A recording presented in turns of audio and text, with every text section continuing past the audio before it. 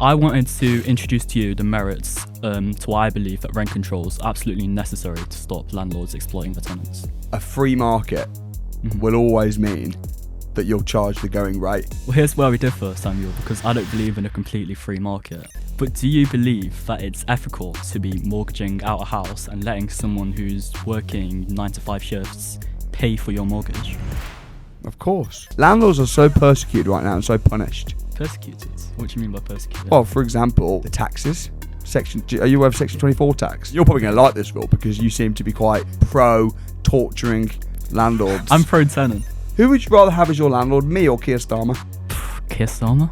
But bro, I would argue that you are very smart, you're very academic, but you're missing what's happening. You're not awake. You need to be a bit more woke, my friend. I'm awake. Woke. You're not. I'm awake. I'm awake. I'm seeing... You're not. You're asleep. My name is Samuel Leeds, and right now I'm about to sit down with a socialist who wants to debate me on landlordism, on taxes, on politics, and on Kier Starmer. Enjoy. So, what was it that you wanted to debate today? I wanted to introduce to you the merits to why I believe that rent control is absolutely necessary to stop landlords exploiting their tenants. Sure. Okay. So, firstly, are you assuming that is that mine or Oliver's? Bro, that looks big and nice. I don't know. Yeah, fucking one like that would be great. So, you're assuming that I think that, rent control is always terrible? No, I want to hear your opinion on rent controls and why... Well, we need a debate. So let's be a bit more precise on what we mean by rent control. Let's talk about that first. So how do we define rent control? Because rent control can be lots of things. Yeah, it can vary. There's rent freezes, right, caps on how much you can raise rent. Oh, you're very smart for a 17-year-old. I wish I had your academic ability when I was 17, because I wouldn't have even known what rent control was when I was 17. But anyway, go ahead. What are the different types of rent control? There's rent freezes, there's caps on rent, there's caps on the amount rent can increase annually. And the rent control that I'm advocating for is a cap on how much it can increase annually. Okay. See, I would argue that rent freezes, thanks very much, rent freezes are actually, I mean, to be honest, how I run my business is basically as if rent control is a thing. I've got tenants that are paying me 500 quid a month, where the rent now would be a grand. Yeah, and is everyone on your course? And I've not put their rents up. Is everyone on my course doing that as well? Obviously not, because that's extreme to be saying you've been in my house 10 years, the rent's doubled, and I've not increased it at all. That's mad. Yeah, that's literally that's the heart of Samuel Leeds. You know what I mean? I've got a lot of properties like that. I actually am just doing a documentary at the moment, and I've interviewed some of my tenants, and that they can testify. It's not me just saying it because it sounds nice. Should that be enforced? No. Why? Because if that's enforced, as it happens, those properties that I've got are unmortgaged for a start. If I had mortgaged on them, and the rates going up, and now I'm allowed to put the rent up, what do I do? Well, of course, rent control needs to be introduced in combination to other things, like increasing the supply of social housing first and foremost, and then putting limits on how much banks can change the mortgage rates as well. Yes. So are you saying then, here's an interesting question, because if you were going to say rent should be frozen, and that's the least type of bad rent control, because rent's being frozen, it's not too bad, because at least you're rewarding the tenant, I kind of get it, but rent's being capped and saying you're not allowed to charge more than £1,000 in Birmingham for a 2-bed house, for example, or we can only charge LHA rates. Would you say that would be a good thing? I wouldn't say it would be a good thing, but I'd say it would be better than the situation we have right now, because at the moment, landlords face no regulation on how much they can raise rents. No regulation, correct. However, a free market will always mean that you'll charge the going rate. You wouldn't pay £20 for a Mars bar, would you? Well, here's where we differ, Samuel, because I don't believe in a completely free market. I believe in a mixed economy. Of course you don't believe in a free market. You're here to debate me about rent control, which is the opposite of a free market. So you can't say that free market is objectively a good thing. I think that... That's your opinion, yeah? I don't think that anything is good or bad, or there's always going to be problems with there's no perfect system. Yeah, of course. But I would say that free market, and again, depends how you define free market. Because a free market, if a complete free market would mean that you can have slaves. Yeah. That would be a complete free market. Do I believe in slavery? No. So I don't believe in a complete free market. So there has to be some regulations. Of course. You can't. Yeah, of course. But I'm not here to advocate for like full-blown communism as well equally. Yeah, sure. Of course, there needs to be a mix, but I think the mix at the moment is too in favour of the free market, which creates a situation where tenants are exploited by their landlords. Yeah. I mean, and I understand what you're saying, and I think that it's a very complex. Because if you're going to argue for rent freezes, now I'm going to ask you the question: do you also believe that in base rate freezes? Base rate freeze. Can you elaborate on that, please? Yeah. So should the Bank of England be capped on its base rate? Sorry, can you elaborate on Okay. what base rates are? Okay, mortgages. Mm-hmm. We talked about this earlier. Yeah. If you've got a mortgage and interest rates are 3%, Yeah. can the bank just go, it's now 5% actually? Well, can it at the moment? Yeah. Of course it can. Of course it can. But what I'm advocating for isn't an outright freeze. It's a freeze relative to inflation plus 1%. CPI plus 1% is what I think that the rent cap should be in this country. All right then. Should there be a cap on what inflation should be? Well, that's impossible.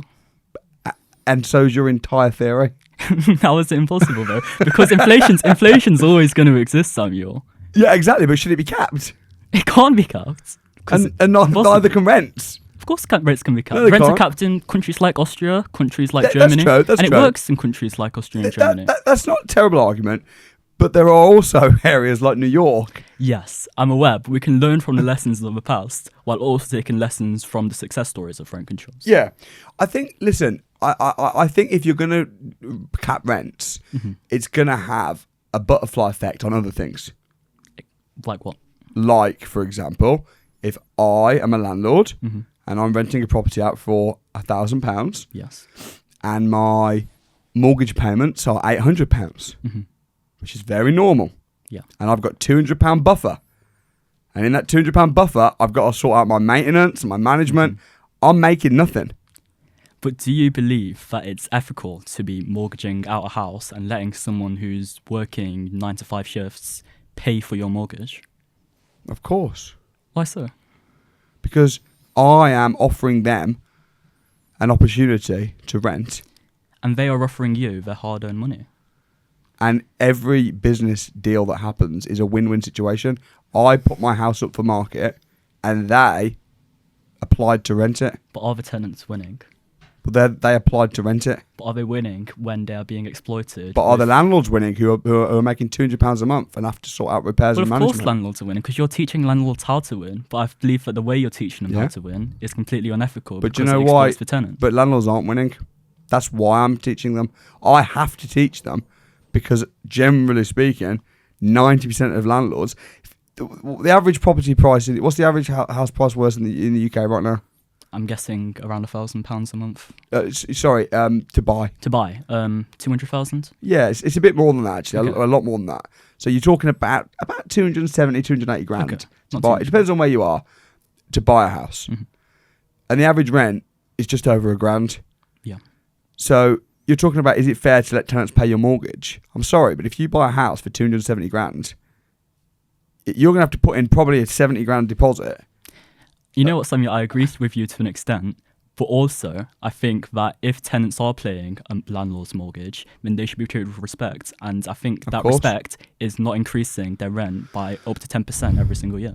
I think that's fair. How is it fair though? Because No. Oh. I think what you're saying is fair. Oh, okay. I think that tenants should be treated with respect, and I agree. I think to hike someone's rent up is not nice. And that needs to be enforced though, because not all landlords are going to do what you're doing. Yeah, this is where it's a bit of a problem though. Whenever the government get involved with anything, and try and enforce things, what happens is people stop doing it. So, for example, like what you're talking about, landlords are so persecuted right now and so punished. Persecuted? What do you mean by persecuted? Well, for example, the taxes. Are you aware of Section 24 tax? Section 24 tax. Yeah, that's a bad. Let me tell you what that is. Tell me. So this is a bad one. So this is a bad one. Come on. So if you've got a property, let's say the £800 a month, think, and you're probably going to like this rule because you seem to be quite pro torturing landlords. I'm pro tenant. Right, but I'm not pro either. You're pro tenant. I'm not pro landlord. Okay. I'm pro a free market. Free market's pro landlords. No, it's not. In the situation where it is at the moment, it is It's pro actually. landlords. I'll tell you why I disagree. Because it depends on the type of rent cap. So, Okay. for example, if you say you're not allowed to spend more than two grand a month for an apartment, is too much. So, apartments in London cannot be more than 2 grand a month. Okay. Would you be in favour of that? No, because it's situational. If you're going to have an apartment right in the city centre, then of course it's going to be higher rent. But if you're living Should there in be a the cap on it suburbs- though? Should there be a cap on how much they can charge? Or should there only be a cap on how much they can hike the rent up after they've signed a contract? Here's the thing, Samuel. I think it should be up to the Metro Mayors to decide. Right now, Sadiq Khan doesn't have No, but power. we're here That's a discussing- democratic mandate. But we're here discussing what Okay. we think. Okay. You can't just say, "Oh, it shouldn't be up to us to decide." Well, it is up to us to decide because we should be able to vote for a mayor who that's makes true. the decision. Yeah, that's true. It's democratic mandate. Yeah, kind of. So if you were deciding, would you say that rent caps, you should only stop people being able to hike up the rent? So if I move you in at 2 grand and then go 6 months later, it's now 3 grand, you might be against that. Yeah. But are you against me saying it's 10 grand? And people going, hang on a minute, that's not fair. I don't care. It's 10 grand, like it Olympic. Do you want to move in or not? Are you against that? I'm not against that because I think if we increase the council housing stock that we have at the moment, then it will be a situation where the price naturally goes down. But what's happening at the moment is Right. people are already suffering. So we need to stop the people who are suffering from these extortionately high rents. So you're not against being able to charge whatever you want. You're only against being able to hike up a rent with an existing tenant. Am I Yeah. correct? Do you know what? I think that's fair. Okay. I'm not. I don't actually disagree with you on that. I'm sure I disagree with you on loads of other stuff. Okay. But I think if a rule came in that said you can't put the rents up by more than 10% in 1 year, I would go. Number one, it doesn't affect me at all Yeah. because I never ever do that. And number two, it's fair. As a tenant, it's not fair. As a tenant, if you're moving in and you've been told the rent's 2 grand, and then you've relocated and you've positioned yourself and you've got this property, do you know what I'm also not particularly against? Mm-hmm. No fault eviction bans. Okay. You aware what that is? I'm aware. Yeah. Yeah. So in other words, you move in and you just go. I am confident. I don't want to say 100% because I've had a lot of tenants, but I am confident I've never evicted a tenant just because, So what would be a fair reason to evict a tenant? there'd be many fair reasons. Okay. What would you say is your most controversial opinion of a fair reason to evict a tenant?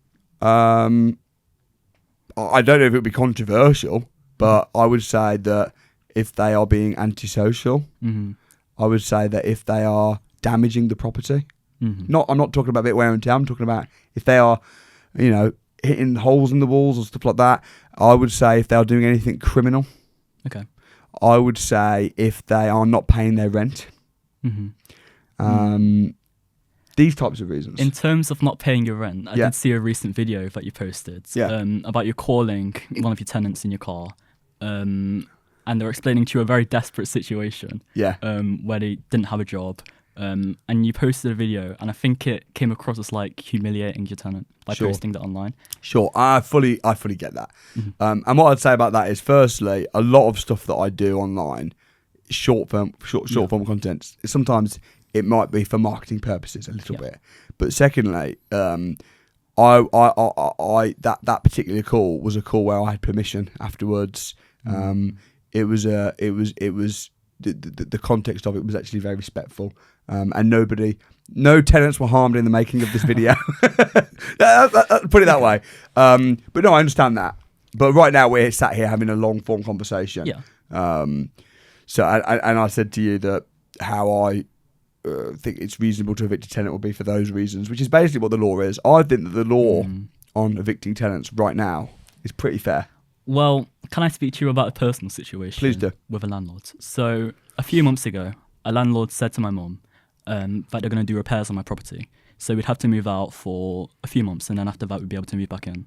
About 3 months later, the landlord came to us and said, look, a new family's moved in.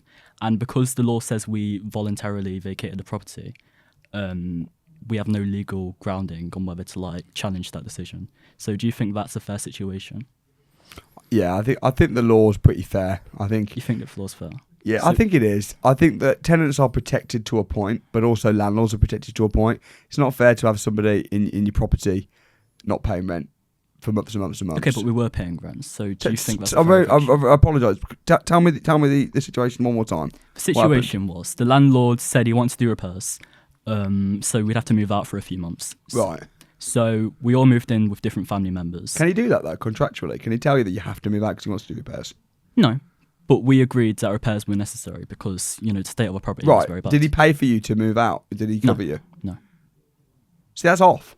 Straight away, I think that's off. If you're saying to your tenant, you're not allowed in the house for a month because I'm doing repairs, then you should put them up somewhere and pay, personally. But anyway, carry on. So it's just situations like that, and even with just like... Is that what happens? Is that all that happens? That's what happens. No, I think that's off. But why did you agree to it? Because we needed repairs on the property. It was in a really bad state. But did you move into the property when the repairs were bad? How did it get like that? We moved into the property 16 years ago. Okay. The property just naturally degraded over time, and the landlord refused to do repairs. What are the things? When you say it's naturally degraded, what's up with it?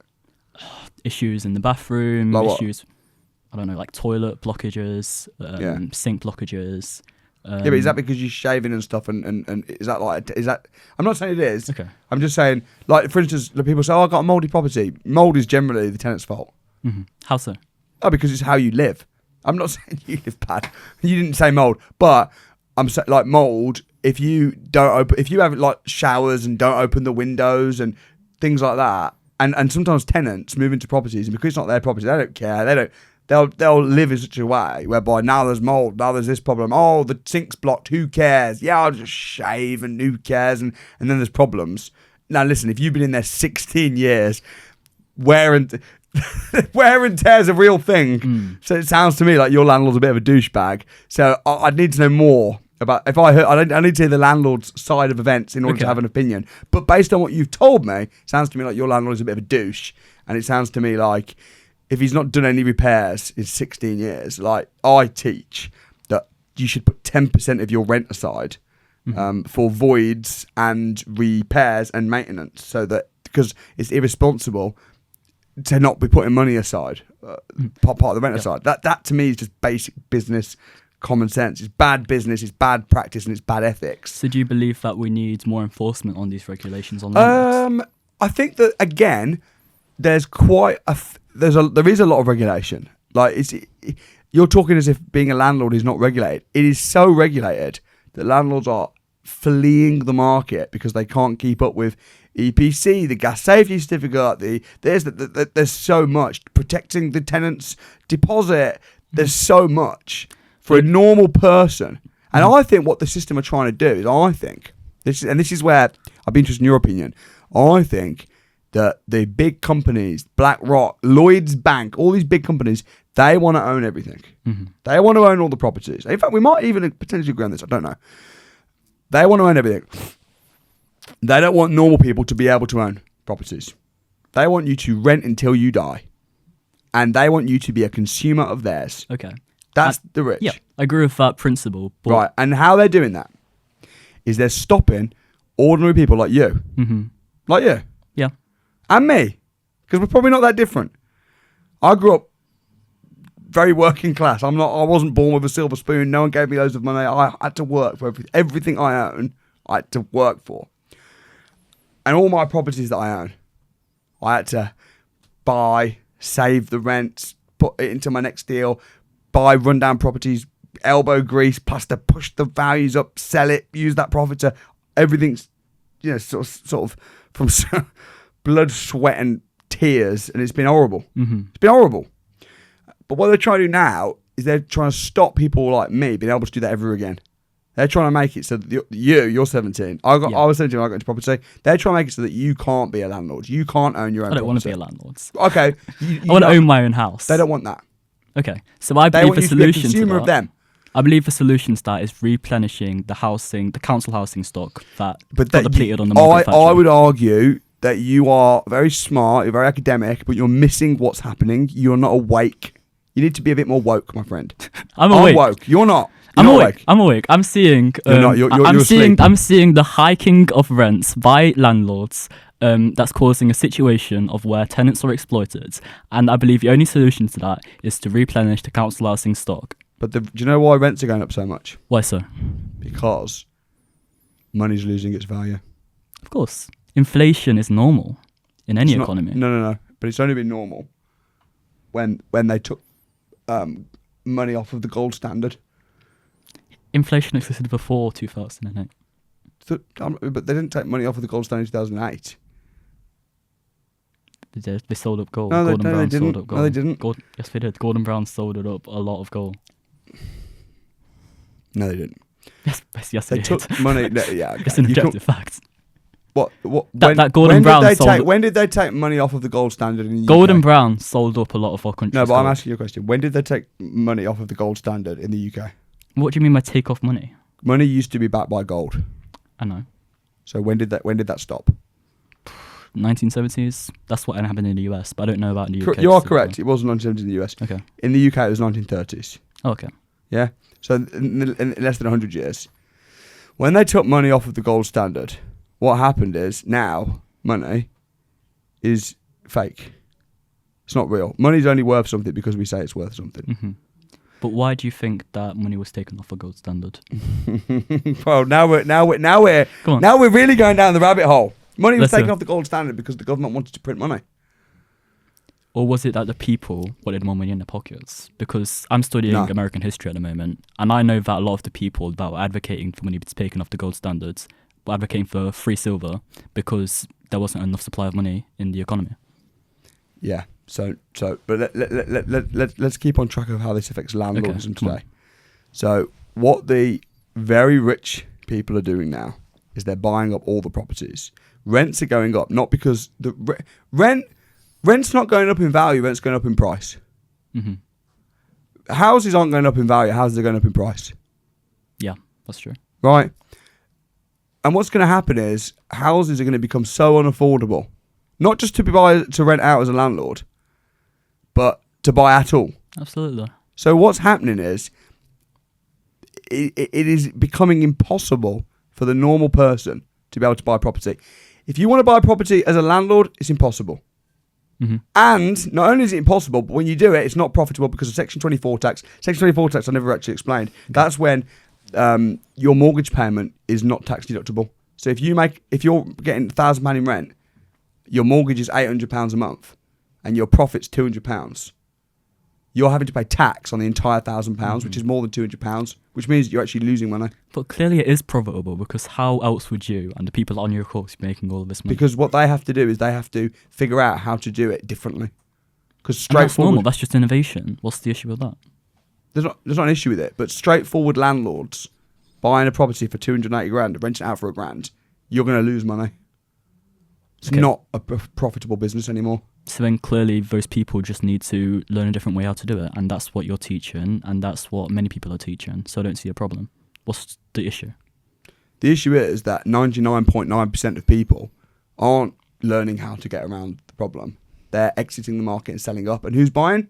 Lloyds Bank, BlackRock, overseas investors, big rich institutions. But if only the 1% are benefiting, then surely there needs to be a solution where the other 99% of people can afford houses as well. But and I think that isn't going to solution happen. is council housing. Yeah, but the ordinary what's happened in London, the idea of owning a normal house in London right now is just a pipe dream for nearly everybody. Oh yeah, I know. And what's going to happen, in my opinion, is that's going to happen across the entire country. But if we just increase the supply, then right, okay. So now let's talk about the solution a little bit. Maybe we're agreeing. So I think we're probably in agreement on the problem.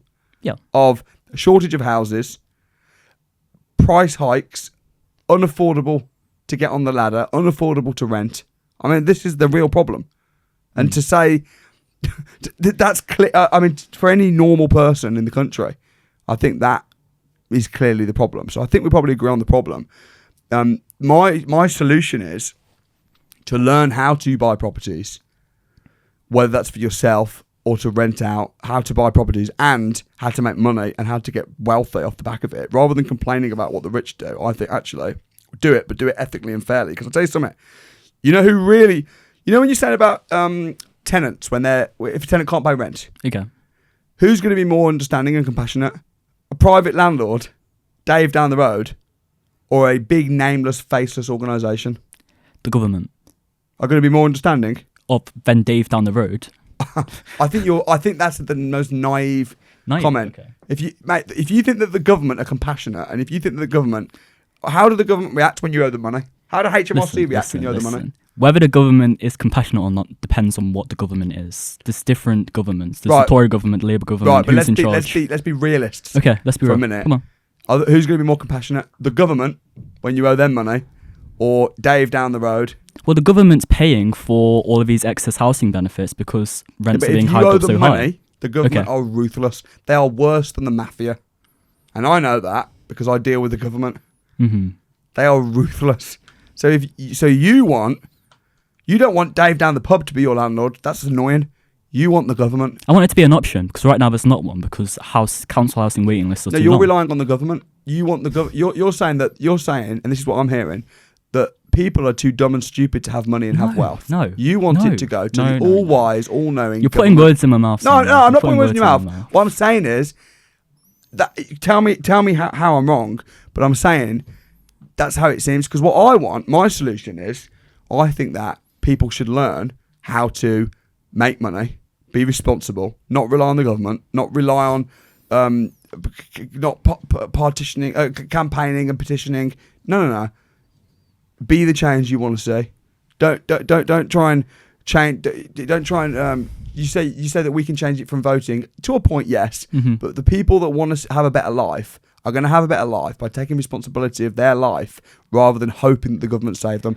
If you hope the government save you, you are screwed. Mm-hmm. Well, let me tell you where you are wrong, Samuel, because private landlordism as an industry is subsidised by the government through housing benefits. Do you not agree with that?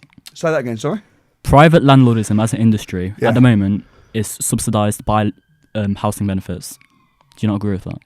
I guess it depends on the landlord, right? Are you saying that a lot of landlords get paid? No, a lot of tenants are being given housing benefits by the government to pay for the excessive prices of these rental houses. Yeah, but those landlords that are getting those benefits, they're not... I'm talking about the tenants getting the benefits to pay the landlords. Yeah, but they're not... those landlords are not making millions, are they? They're covering their mortgage with it there. So, okay.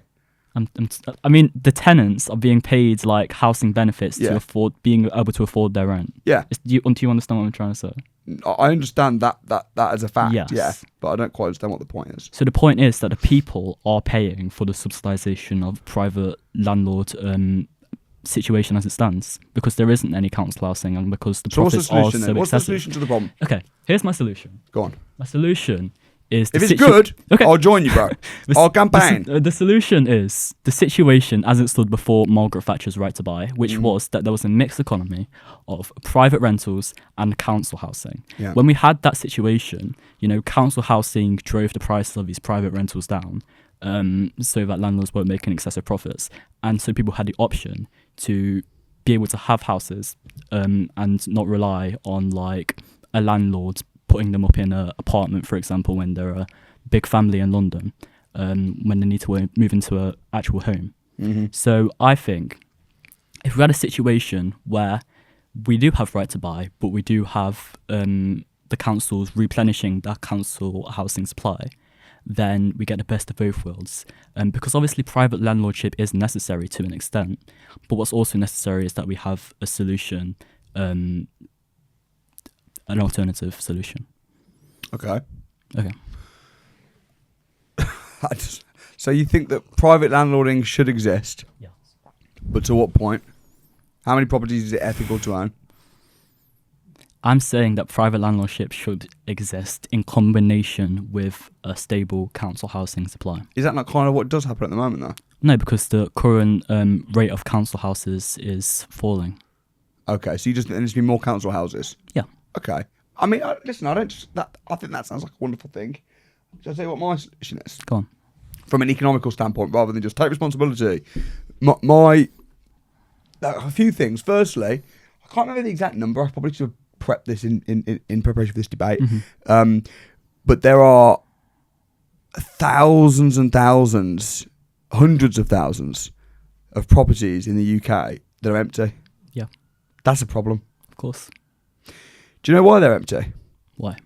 Partly because the landlords are scared to rent them out because of things like rent freezes. But rent freezes don't exist at the moment. No, but Sadiq Khan's talking about them, and there's other things that do exist, like Section 24, like tenant eviction bans, like renters. All of the stuff that you're campaigning for will make landlords go, you know what, forget it. You know what, I'm just going to leave my property empty. Thank you very much. That's not profitable. That's not profitable. No, long it's not term. profitable. But so of course they'll have to sell up eventually. That's not profitable long term. Well, it's not. But you get paid twice. You get paid twice to own properties. Once in rent and once in capital appreciation. Yeah. So they'll just go, you know what, forget it. I'm just going to just sit on it and leave it empty. Forget it. Now Well, there can be regulation on that as well. But that's the thing. That's the thing. Your way will. Oh, regulate that. Oh, but then regulate that. Regulate everything. And that doesn't really work. My way is a combination of policies which creates a better system No, for but the that's average just person. one example, though. There's also properties that are. There's loads of properties that are uninhabitable. They're not empty because the tenants because the landlords don't want to rent them out. They're empty because. Well, if a government buys up those properties and renovates them, then they can use that as council housing. But what makes you think the government would do that? I think that you seem a bit too trusting of the government. Do you realise? Do you not trust the government? Do I not trust the government? No. Of course, there's limits on how much you should trust the government. Mate, like the I'm not government advocating are for blind. corrupt. I'm not. Let's get it straight. They are I'm not corrupt. advocating for blindly Do trusting you think government. Keir Starmer is really trying to help people and is got the country's best interest at heart? Well, I'm part of the Labour Party, so I do believe that Keir Starmer you is are, trying to change in the my country for the better. opinion, very smart, very articulate. I'm loving having this conversation with you. But if you really think that the government can be trusted more than people like me, Okay. I mean, I would much rather. Who would you rather have as your landlord, me or Keir Starmer? I'd rather own my house. That's what I'd rather do. Right, fair. But who? But assuming that you can't. Keir Starmer.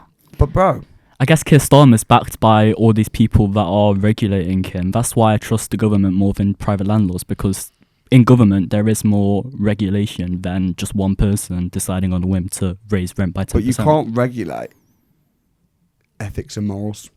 But you can. No, you can't. You can. Well, there's many factors. You can't regulate someone being a good businessman. You know what? You know what it is. You know what happens when you're a bad businessman. You're a bad business. Like let's take if you're a bakery and you're really rubbish and you overcharge and you're a terrible bakery, you have a bad reputation and you end up going out of business. And as a landlord, if you're a bad landlord, if you charge too much, let's say I've got a property that should be £1,000, but I go, I'm going to charge £2,000. Do you know what happens? I have an empty house. I can't charge what I want. The market determines what I can charge. The situation, though, is that a housing stock in this country is so low that landlords who are bad landlords, who are raising rents by these extortionate prices, they aren't being punished as you say they are. Sorry, who aren't being punished? The landlords aren't being punished for raising the rents by extortionate amounts. Landlords. Believe me, Keir Starmer is. Keir Starmer is pushing out landlords. How so? Bro, I mean, for a start, what do you think about the wealth tax that Keir Starmer said that he's considering? I'm not a fan of a wealth tax. Oh, really? I don't think that's the right solution because it's not worked in other countries. But fair enough. Perhaps you're reasonably balanced though. You're not a radical, and I don't think I'm radical. I think we're just two people having a discussion. You're to be fair, in my opinion, coming at it. You've got your personal experiences with your house and your mum, fine, but you're coming at it from an academic perspective. I think that's fair to say. With experience of exploitative landlords in the past, in combination. You've got experience with exploitative landlords, but you're coming at it more from an academic perspective. I'm coming at it, I've got hundreds of tenants. I've made millions and millions of pounds in the business. I have a property investors academy where I've got hundreds of property investors within the community. I'm doing it day in, day out, every day. I'm not studying it. I'm doing it. I'm not saying that makes my opinion right. But and we're having a nice conversation. But what I'm teaching, I mean, you would probably love what I'm teaching. Why would I? Tell me why. Well, for a start, I'm teaching and advocating for ethical landlords, people that I'm leading by example by not putting the rent up for 10 years. Yeah. But there's only so much you can teach. it gets to a point where you do need regulation in combination, because not every single one of your students is going to follow your example. It gets to the point where you've said you're a Christian, you've spoke about it. I've looked at some of your content before coming here. Good. And you're guided, in part at least, by your Christian beliefs. Yeah. But as society is becoming more secular, I feel like that in turn has created a society which is more inclined to follow maximizing profit to any means necessary than to perhaps what is ethical. Yeah, no, I understand that. And you know, that's fair. But the reason I was saying that I think you'd love coming to some of my training programs is because firstly, I'm teaching people to be fair and to be ethical. And I'm not just saying that as a tag on at the end. That is a core part of everything that I'm teaching. But the second thing is the strategies that I'm actually teaching, a lot of them, like for example, the way that I buy houses and the way that I teach to buy houses is not to compete with first-time buyers and push up the prices and get in bidding wars. And I teach people to find empty houses, to find run-down houses that are uninhabitable, to buy them, to do them up, to turn them into nice family homes, and then rent them out. If you're teaching ethical landlordism, then obviously that is commendable. But the fact is that not all landlords are going to follow that. Of course they're not. But anyone that comes to me is not just going to learn how to make money. Because of course what I'm teaching is also profitable. Because if you're buying a rundown house for 200 grand and spending 100 grand doing it up, but now it's worth 400, you've made 100 grand profit. Yeah. So it's profit led, but it's also congruent with being economy bettering as well. Yeah. So I think the reason I say I think you'd love it is because I think that I believe I'm actually helping bring house prices down. In what I'm not pushing house prices up. Just because I'm encouraging people to buy houses, I'm bringing them down because they're buying the more properties. If you can buy lots of rundown properties, or if you can buy rundown pubs and turn it into 12 apartments, you've now brought more property on the market. Well, if those apartments are big enough for habitation, then sure, that is completely fine. But this is why I think you might slightly underestimate the regulation involved. Another thing, bro, the regulation to turn a property into 12 apartments is huge. Of course. The lighting, the sounds, the car parking spaces. And it's important that regulation exists, because otherwise we'll have sardines crammed in cans. It is important, but you know what's also bad from the government's standpoint is how difficult it is to get planning approved. If they actually, and Labour, this is why Keir Starmer, one of the reasons I have a problem with Keir Starmer, one of the reasons that I actually didn't bash Keir Starmer was because, firstly, I believe that when you've got a pilot on a plane, you should want the pilot to succeed. Right? I was also raised to respect your leaders. But also, Keir Starmer talked about how he was going to revolutionise the planning, reform the planning system. Yeah. Which hasn't happened. Well, let's be real. He's been in office for 1 year. You can't do that in 1 year. Yeah, but this is really, really important. Yeah. And not only has he not done it, there's no plan. There's no... Well, he's 1 year into his 5-year tenureship. If he hasn't done that by the end of the 5 years, then sure, that's a fair, valid point. No, but he's 1 year in. That's like saying, I've just brought a member of staff on. Or I've just got a member of staff and they're on a 2-year contract. It's been a month and they've done nothing. But let's see how they got on. Surely you realise the fact that he is doing other things and he does have other priorities as well. Yeah, but this is... What do people really care about right now? People really care right now about not being able to pay their rent. Right? And I'm really glad that Angela Rayner is leading an initiative to build, I think it was 3 million homes by the end of her government. Yeah, but is it happening? Well, I think it's on track. Bro, if they reform the planning system properly, and it's very easy to do as well. It's not like, it's so hard. I'm not disagreeing the fact that would the solve planning so many system problems. needs reform. Of course it does, because we're having all this bureaucracy and all this money going all to this councillors. red tape. The stuff that you want to bring more of in. Because you're advocating for more regulation. I'm advocating for regulation when it's necessary to protect tenants. What I'm not advocating for is unnecessary regulation of councils just arbitrarily denying planning permission. So, in conclusion, how do you think? What do you think needs to happen? What I think needs to happen is to live in a society where the government builds enough council houses and replenishes the council housing stock, while also implementing some form of right to buy, because I do think that could have been a good policy, but it was implementing absolutely They terribly. scrapped that though, didn't they? Yeah, but it implemented it absolutely terribly, because that's what led to our current housing crisis today, in my opinion. In addition to private landlordship, where the rate that a landlord can increase the rent every single year is CPI, which is Consumer Price Index, plus 1%. Yeah. Okay. Listen, I think, firstly, big picture, and my message to you as well, right? Mm-hmm. Because I don't know you at all. We've never met before. We've never spoken before. You seem like a very respectable young man, and I wish you all the best with whatever your endeavours are. And if you were my son, I'm probably not old enough quite. Technically, yes. My kids are a lot younger than you. But if you were my son, I'd be really proud of you. I'd be really proud of you. But what I would say is, and I would say, don't trust the government as far as you can throw them. I would say you have a duty to get rich, because if you want to help people and if you want to be able to impact, you need money. My mission in life is to help people by becoming an MP. So, really? Yeah. So, well, mate, if you can become an MP and be an elected government official that we can trust, then that would be incredible. But do I have your vote? What's that? Do I have your vote? You definitely don't have my vote, because I don't think we've got the same. We see that the problem the same, but I don't think we believe in the same. I'm not about bringing more regulation and red tape for landlords. I think that will scare landlords off, and I think that would actually make the market worse. Rent control, definitely. There are countries. I was recently in Copenhagen, which does have rent control and a lot of regulation. It actually seemed like a fantastic place to live. Oh, so you know, so you do agree with rent control, then? Well, I don't disagree with all types of rent control. Okay. Do you agree with the rent control that I'm proposing of CPI plus 1%? I don't. I wouldn't campaign for it, but it wouldn't affect my business. Okay. I wouldn't mind that personally, because I don't put my rents up much anyway, because I want to reward loyal tenants. The reason I do that is not just on compassionate grounds; it's also on business grounds and commercial grounds. I know it costs me money to get a new tenant.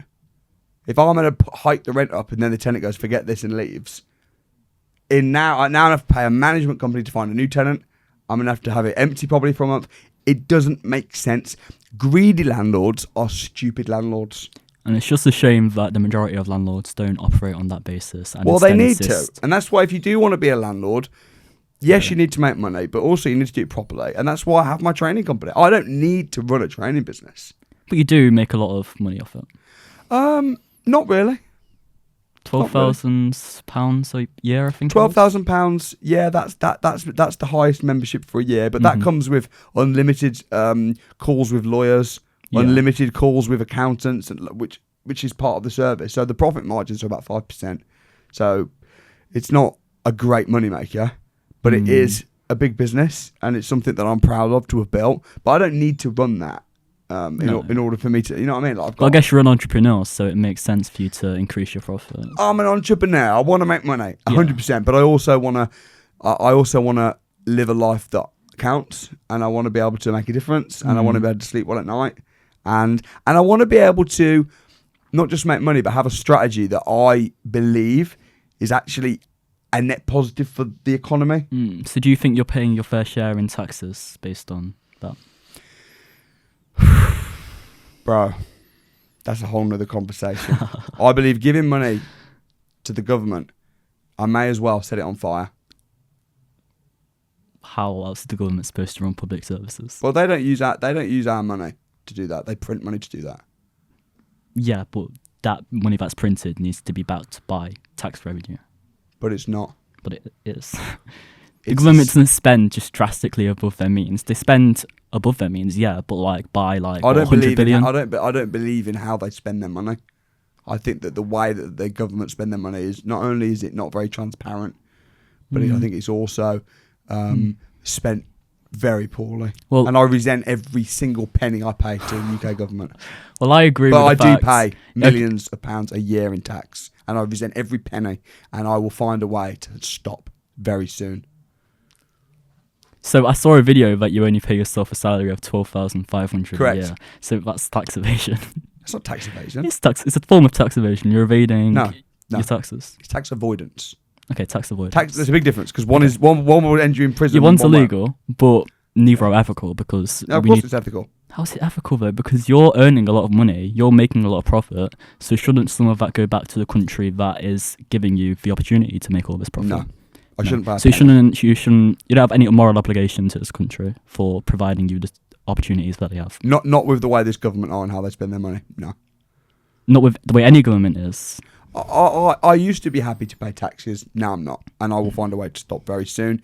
In terms of the way I don't pay as much taxes as I probably could, by paying myself a salary of 12.5 grand and many other crazy wonderful things that I do, I'm doing what the government want me to do. I think what you're doing is really unfortunate because it's making it so that the poorer people in society have to pay more in tax to fund government expenditure. Well, they need to learn the game and learn the rules and play the game. Well, you're not playing the games by the rules, though. I am. Well, you're finding a loophole in the rules. That's not playing the game by the rules. It is. It's exactly what playing the game is. Learning the rules and then playing the game. But the game is the fate of our country. And when there's millionaires that aren't paying the amount of tax But I think that I'm a net positive for the country. I think that I'm doing a lot of good for the country by providing so many wonderful homes, by buying dilapidated rundown Listen, I'm not denying that there's some good things that you do for the country. I'm a net positive for the country, and paying more taxes would not help anybody. Paying a fair... Yes, it would, because it would make it so that the poorer people in society... They don't use it for that anyway. Yes, they do, because they pay a lot of the government expenditures in benefits for the poor people in society. Yeah, I think that you're naive again. I think a lot of That's not naive, that's a fact. No, government spend a large portion of their money on social security. The fact that you think that people would live a better life, the fact that you think that if I didn't do my clever loopholes, that my little bit would actually be going into the pockets of... Well, it would if every single millionaire couldn't do this tax avoidance. Who makes the rules? The government. Correct. Why do you think they put loopholes in place? Well, I don't agree with the loopholes that they have in place. Why do you think they do it?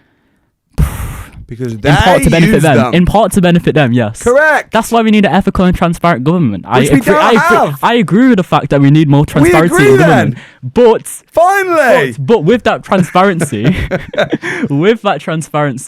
we also need everyone to be paying their fair share. And you're not paying your fair share, and I'm sure you can acknowledge that. I'm paying too much. That's not your fair share, though. Next year, my plan is to pay nothing. That's awful. You can't. How can you say that's a good thing?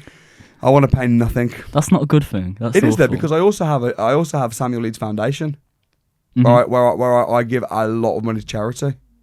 Okay. Because I know that I want to be able to help people how I want to help them, not give it to the government and rely on the government to help people. I don't trust them. You shouldn't just blindly distrust the government in the same way you shouldn't just blindly trust the government. It's due to the fact, like we just agreed they make the rules deliberately to benefit them, and then what you're saying is let's just trust them. No. What I'm saying is that we need more transparency in government, yes, but we can't have that or any other positive schemes like building more council houses and stopping the inequality this country faces without everyone paying their fair share. And you're bragging about not wanting to pay your fair share, and I don't think that's right. I'm not bragging about it. I'm one of the very few wealthy people that are actually being honest.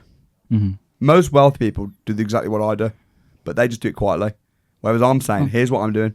No, I don't dispute that most people are doing what you're doing, but I don't think they shouldn't be allowed to do that because if you're benefiting from this country, you should pay your fair share into this country. But whether you agree with that or not, all I'm doing is what everyone's doing, but I'm just telling other people. But that doesn't make it right.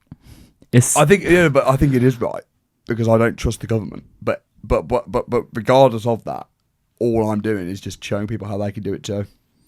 It just feels like bordering on conspiracy theory to just blindly say the government's all taking all your money and they're not spending it on anything useful for the country, because they are spending it on things that are useful for our country. It's not conspiracy theory. It's years and years of being in business and first-hand. Yeah, experience is useful, but also we need to look at the facts as well on top of experience. Of course. And the fact is that our country can't function without millionaires paying their fair share. So why are they making so many leave? How do you think millionaires should be prevented from leaving? How do you think that the government should entice millionaires to stay? By not penalising them on taxes, because they'll just leave. They are. more are leaving now than ever. I know. Because of the taxes. It's one of the highest rate in the world. So here's the thing, right? I pay millions of pounds in tax. I employ loads of people. Yet I am constantly looked at with suspicion, raised eyebrows, skepticism, interrogation. Probably because you talk about the ways you avoid tax. Okay, but that's what everybody does. But the point is, no one says to me, thank you for paying millions of pounds in tax. Thank you for providing loads of jobs. Thank you for providing hundreds of units for accommodation for tenants. Why do you don't do it for being thanked though? You do it out of service to the country that is giving you the opportunity to thrive economically. Maybe I don't do it to be thanked. You shouldn't do it to be thanked. Oh, yeah, but if you do something that's a great service, if you work for years and years, 120 hours a week, from nothing, can provide hundreds of homes for people and pay millions of pounds in tax and employ dozens and dozens of people and give them jobs, isn't it a little bit awkward to not even have a Christmas card from the government? Thanks for that. Thanks for those millions. Well, let's use your example, right? You say that the tenant and the landlord, that's an equal exchange of service. Fair exchange, yes. So you and the government, is that not a fair exchange of service based on the fact that this country has afforded you so many opportunities to thrive economically? The government are my unwanted business partner. I have to give them 50% and they do nothing. Let's not describe the government as like some mystical force. Let's talk about it as the people of this country, because that's ultimately where the tax money does go to. Do you not agree with that? Goes to where? The people of this country. No. It goes to fund things that are in their interest, such as benefits, no, it such goes as to fund roadworks. wars. It funds... Odd offence. I think there's $1 billion a year that goes in to fund illegal immigration. $1 billion a year when you're getting paid over $1 trillion in revenue. You're worried about me saving a few million on my taxes when they send $1 billion to house illegal immigrants. There's no easy fix for illegal immigration. No, there's not. It's very complex. It's very sad. That £1 billion spent on illegal immigration is a temporary fix, and right now the government's introducing a permanent. Well, it is, because right now the government's introducing a permanent fix where they make a deal with France, so one in, one out. Well, that's what they announced. Kier, Starmer, and I really hope, and it's very complex, and it's very sad when people come in and they're fleeing all kinds of horrible situations. Wars. It's very, very, very sad. But I bring it up because you said that taxes are used to help people in this country, and I'm no, $1 billion's going to illegal immigration. $1 billion sounds like a lot, but in terms of government expenditure, it's really not significant. Yeah, true. It's in the grand scheme of things, it's not huge. To say $1 billion's not a lot. I know. It's a bit crazy. I'm talking relatively here. Oliver, I really appreciate you coming down. Thank you. Thank you so much. Nice to see you. Good one.